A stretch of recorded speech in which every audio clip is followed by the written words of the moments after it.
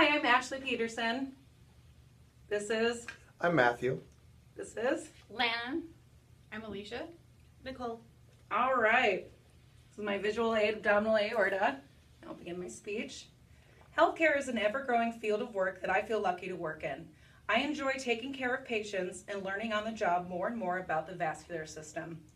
I'm a cardiovascular sonographer, and I'm here to teach you, my fellow healthcare workers, more about the abdominal vascular system. We will be discussing abdominal vascular anatomy and disease, as well as how to properly scan an abdominal aorta. I hope this information will educate you more about the field of healthcare and sonography in particular. Let's begin with an explanation of what vessels in our abdomen do. Abdominal vasculature pertains to the vessels in the abdominal cavity that feeds the organs pertaining mostly to digestion. Vessels are either high resistant or low resistant. High resistant vessels usually supply the peripheral arteries. A low resistant vessel located in the abdomen feeds the organs. The best anatomic landmark in the abdomen when understanding abdominal vessels is the aorta. The proximal aorta has a low to moderate resistant blood flow. The first vessel to branch off the aorta is the celiac artery. The celiac artery bifurcates into the common hepatic artery, which courses to the right and feeds the liver oxygenated blood. The left bifurcated branch of the celiac artery is the splenic artery, which is tortuous and feeds the spleen. The next vessel that branches off the aorta is the superior mesenteric artery, or the SMA. The SMA supplies blood to the duodenum, small bowel, colon, and rectum. Blood flow volume in the SMA can be altered by several diseases such as Crohn's disease, ulcerative colitis, and appendicitis. After the SMA, the aorta has a right and left renal artery branch. The last branch to come off the aorta is the inferior mesenteric artery, before the aorta bifurcates into the iliac arteries. This vessel feeds the lower intestine. Along with imaging the various abdominal aorta branches, ultrasound has been used for many years to detect and assess the degree of severity of an abdominal aorta aneurysm. It can help distinguish between pathology and tortuosity.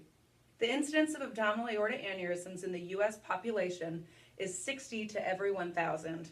It is the 12th leading cause of death, with approximately 15,000 deaths from ruptured aortic aneurysms in the United States annually.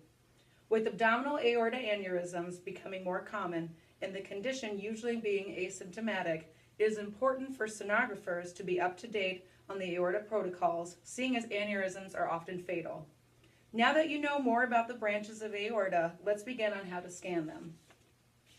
It is best before an abdominal aorta aneurysm exams to have the patient fast for 8 to 12 hours. Abdominal gas is difficult to see through, and best images are obtained when the patient refrains from eating and drinking.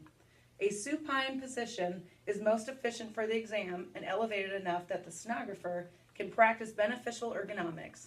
Also, it can be helpful to place the patient into a lateral decubitus position to help displace abdominal gas.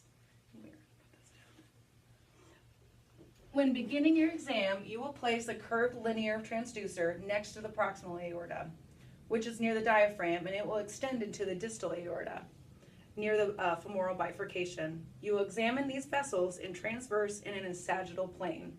When imaging the aorta, a sonographer will measure in transverse the proximal aorta first, then scan down to the mid-aorta.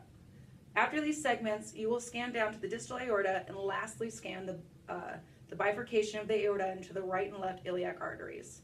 In a transverse plane, the most important measurement is the anterior to posterior measurement. Some labs require a left to right lateral wall measurement as well, although these can be less accurate. A longitudinal view of the aorta is also obtained when the measurement is perpendicular with the walls of the aorta. A color image should be obtained as well as sample Doppler velocities throughout the aorta and the iliac arteries. The sonographer should also pay special attention to pathology in the aorta, such as a thrombus, residual lumen, pseudoaneurysms, dissection, stenosis, or occlusion. A normal aorta should measure less than 2 centimeters.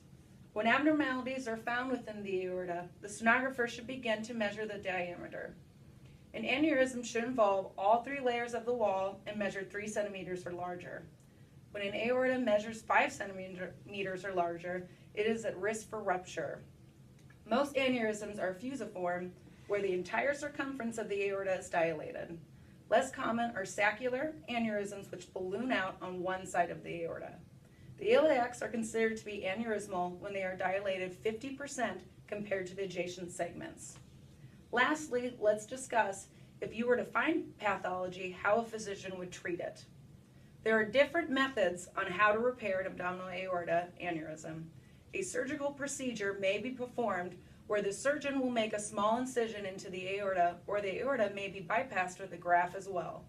A more common and less invasive procedure using stents called an endovascular aneurysm repair, or an EVR, will be used.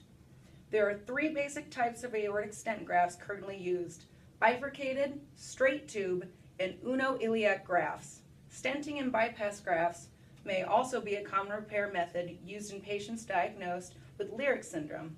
Lyric syndrome is an aortic occlusive disease that is located above the site of the bifurcation of the iliac arteries.